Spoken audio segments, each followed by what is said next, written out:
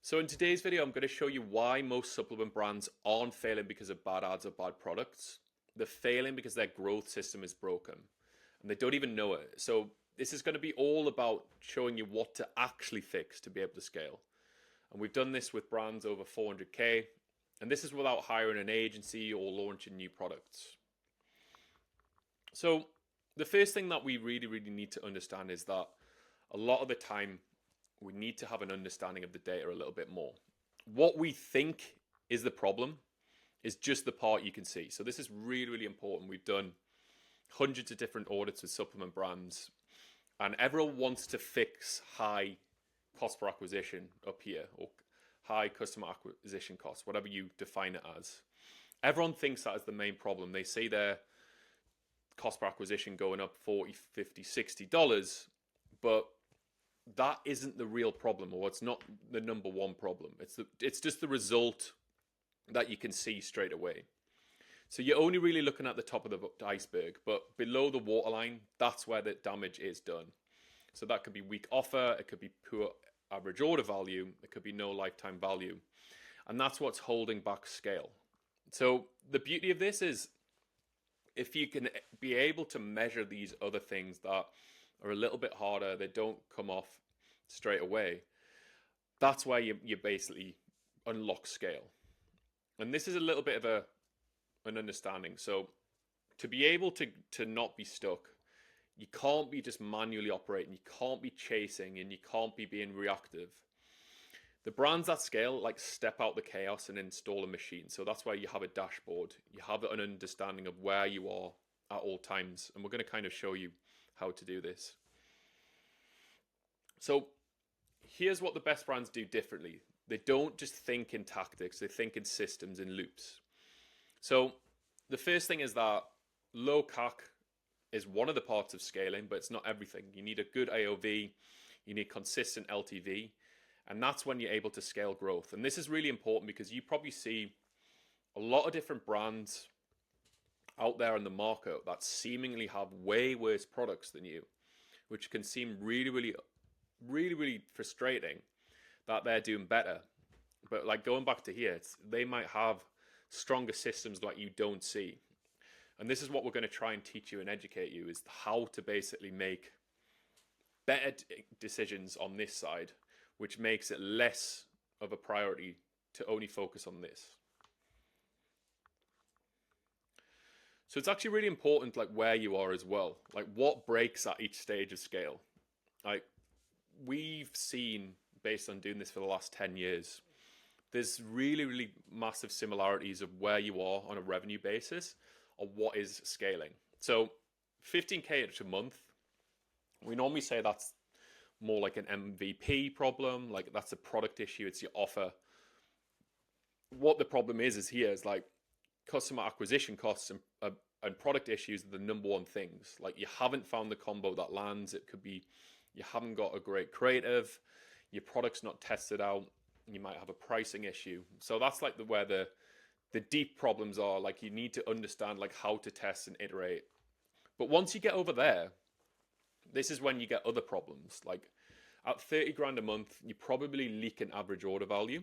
You're getting a good customer acquisition cost, but your margin's weak. So that's normally when people are trying to spend their way out of a problem. But this is when you need to understand where your back-end systems come in, your upsells, etc., etc.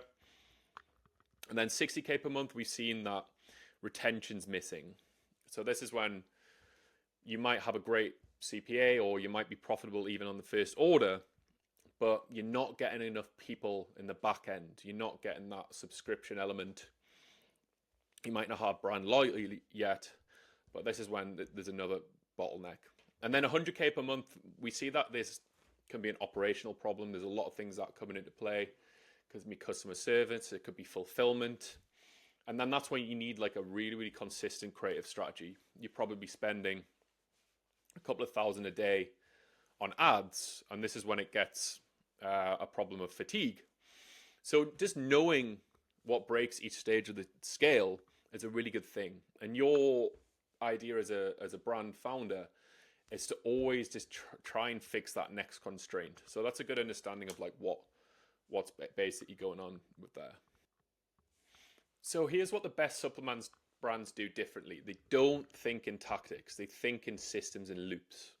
So one of the first things that they need to fix is having the profit on the first order. The second thing that they need to think of is the increase in order value. The third one is maximizing repeat buys, and then LTV growth. And what this does is when you fix each constraint one by one, every other system or metric gets better. So this is when it kind of acts as a flywheel. So this is when we zoom into how to build that tolerance through like margin stacking as well. So you might have an issue here, like where you've got a $40 hero product, you have like a really, really good product that has helped you evergreen wise. So you need to learn how to buy yourself room to scale. You don't need 50 products, you need a structured stack. So with that hero product, that gets them in, the bundle lifts some AOV, the upsells that add margin, the subscriptions lock it in, and then the loyalty compounds. So every step here makes that customer acquisition cost on the first order easier to absorb. And every offer you don't have is leaving that profit. And this is without this stack, you're basically just paying Meta. So if you don't have that strong back-end system, you're just going to be a leaky bucket, basically.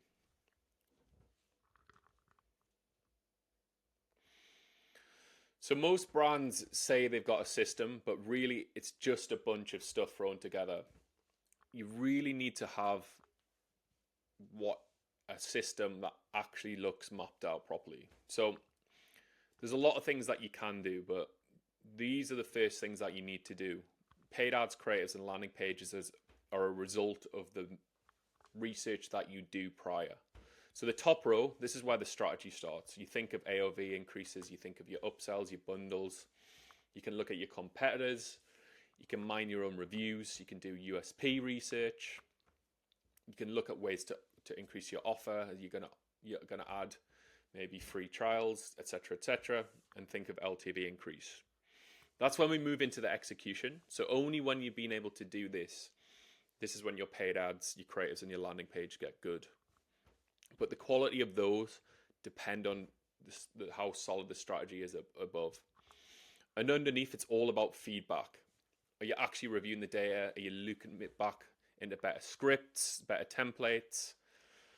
This is, I can't stress this enough, this is a very much a repeated basis. And this is how the best brands scale. It's not about hacks, it's just about cleaner systems. So what I want to kind of get out of this video is that scaling isn't about doing more. It's about fixing the right things in the right order. So if your cost of acquisition's going up, if your AOV's stuck, if nobody's coming back, it's not just a meta problem. You see it all time and time again on Reddit and Twitter. People think Facebook ads aren't working, but it's largely going back to what I say here. It's the systems. And what you think is actually the problem rarely is. So we just basically walk through what smart brands are able to do. They connect the dots. They have strong feedback loops all working together. And once that's in place, you don't just guess. You just run the play, you improve the system and keep going. So in other aspects of our YouTube, we're going to be talking about how to actually do this correctly. How to do all these things, how to do paid ads, how to do creatives, how to increase the landing page. So this is very much a top level video of why you need to focus on metrics, but we'll go into the details in other videos. So I hope you've enjoyed. Please like and subscribe if you've thought this is good, and we'll see you in the next video.